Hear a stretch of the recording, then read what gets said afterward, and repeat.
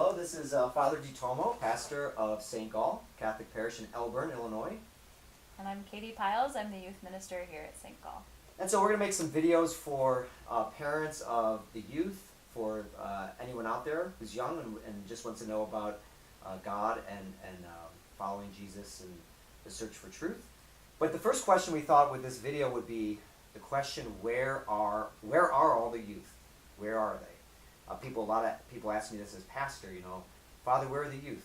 We don't see them as much at church, or we don't see them helping out at church as much as they used to, or there's not as many youth, or that we're losing the youth. These are the kind of the questions that come up. So that's my first question, Katie, for you, is where are the youth? ወhere are the youth? I feel and I believe that the youth are still in the church and they're still very much alive and present. But where are they? I think it's hard to understand where their energies are going, right? So we have kids that are involved in everything under the sun, and everything that they're involved in is for their future. So I think we're dealing with a youth culture, if I'm just going to jump right into that, we're dealing with a culture of these kids who are so highly motivated for their futures and so highly scheduled. Mm-hmm. And so when we're asking them to come clean up after a parish event or to do A, B, or C, I think that's very difficult for them to sacrifice a good activity for a good activity. Mm-hmm. You know what I mean?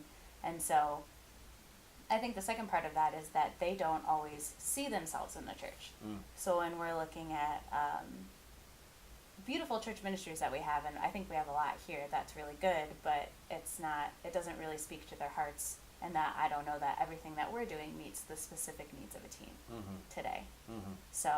So the whole idea too of giving service to your church, everyone would acknowledge that it's a good thing, an important thing for people to give back, to have a sense of commitment, but we also have to understand young people have to feel like they're part of the community, identify with it, to really want to serve it. And all these things that they do, sports and academics, they are good things, and they are preparing for their future, but they can be overwhelmed, right? They're probably overwhelmed with their schedules, and sometimes youth ministry or church things are another thing to do. Yeah. Yeah, so. But you would say, at the end of the day, they still need God, right? They still need the church. They still need Jesus. They're still searching for truth. They still want belonging. They want to be loved, right? I mean, do they still have a need for our faith? Absolutely. I think even more so because they are so future-oriented. A lot of the teens that I encounter are very much I'm worried about this next step. I have this thing coming up.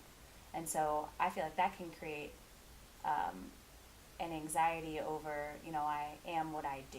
Mm. And so I think that the needs that our teens need met, especially the ones that I've met so far, are a need for authenticity, deep, transparent relationships with each other. Our kids are very good in the social media age of putting out a public face and a mask, but they need a space to lay that mask down and just be themselves. And what better place to do that than in the context of our Lord and discipleship? So I see this really great desire, the spiritual thirst, all of that is there. It's just, how do we meet the specific needs of the teens in this time and place? And so, I think they absolutely do need Jesus as much as any of us do. Yeah, okay. And I know probably our desire would be, hey, let's have an event and just get 100 kids there. And if we just get the right event, we get them all there, then we're doing youth ministry. And or sometimes, another old school model of youth ministry was, let's just play games and have fun, and maybe if they have fun, they'll like it and they'll stay at church. What are some practical things?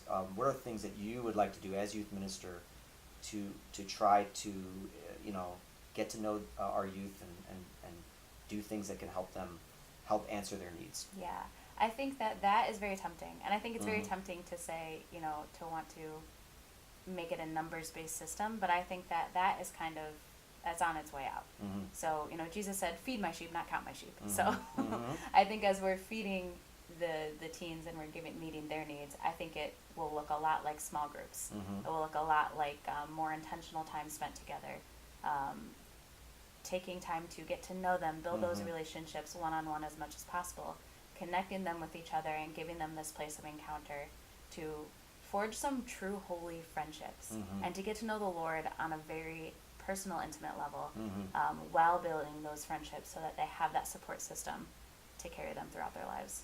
Yes. Yeah. Yeah. I mean, and having a big group event is good. You know, Mhm. occasionally you have a big group event, you have some fun, you get some kids there, but then ultimately we do want to have, you need to have that time one on one. A lot of mentoring, Mhm. right? Yeah. Kids need adult mentors. They actually Yeah. want that. So we're looking to do that, and we're looking to do ways to do that.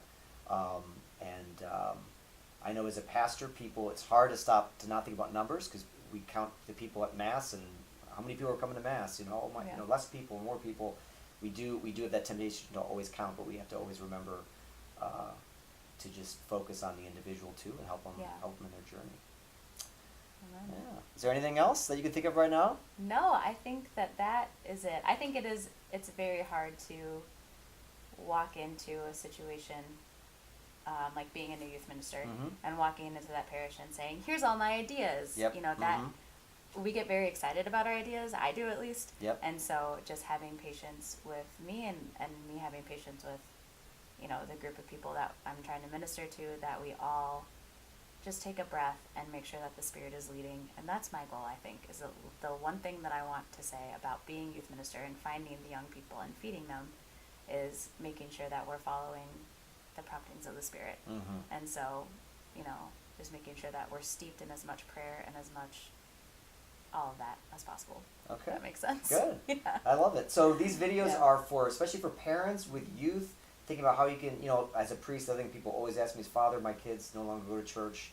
What do I, you know, you hear that all the time, and we're losing the youth and all that. So in many ways, these videos are for the parents of youth, but also, you know, if any young person out there actually enjoys or finds this somewhat interesting, we hope you do, and we hope you watch this. And if you have things you want us to address or questions, we're going to tackle things about the Mass and prayer, maybe dating, relationships, friendships, how we can do all that as Christians, as Catholic Christians. And so more videos to come. Thank you.